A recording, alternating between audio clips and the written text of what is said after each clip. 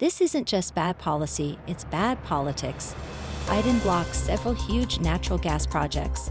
The video starts with a question: is President Biden genuinely concerned about natural gas being a threat to mankind? Or is his stance more politically driven? The argument leans towards the latter. The president's attack on fossil fuels extends to domestic appliances like gas furnaces, stoves, and dishwashers.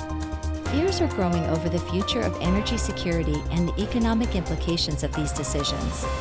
A pause is requested to conduct a thorough environmental review assessing carbon emissions, a process that could take over a year to complete.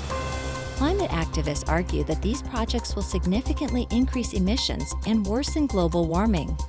Energy Secretary Jennifer Granholm defends the pause, stating that as exports increase, a comprehensive analysis of economic, environmental, and national security considerations is needed.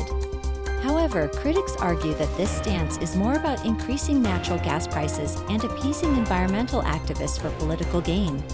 The pause will affect at least 2 large capacity projects and 2 smaller capacity projects that are ready for Department of Energy approval.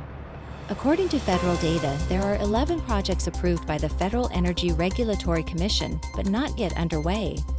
An additional 6 projects could also be impacted if approved.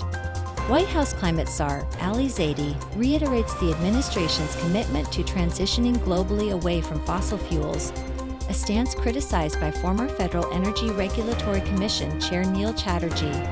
Chatterjee believes the Biden administration is making a political miscalculation. He argues that American LNG displaces dirtier fuel sources overseas, thus reducing global carbon emissions. Chatterjee also expresses frustration over the disregard of facts and data that don't support the narrative of the left. House Speaker Mike Johnson warns that Biden's policy could give an advantage to adversaries like Vladimir Putin and flies in the face of commitments made to reduce Europe's dependence on Russia.